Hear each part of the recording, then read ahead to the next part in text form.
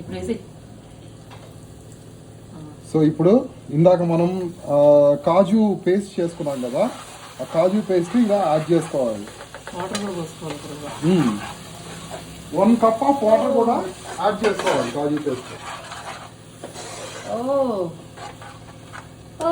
భలే వచ్చింది. ఇలా వాటర్ యాడ్ చేసుకోవాలి. ఇంకా పోయాలా?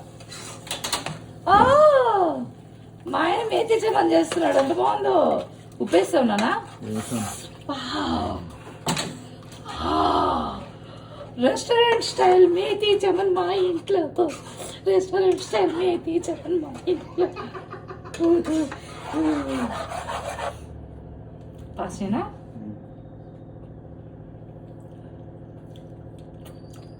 బా ఇక్కడ టేస్ట్ వచ్చేసిందిరా. కాజు కూడా అంత టేస్ట్, అందుకని అంత టేస్ట్ కూడా.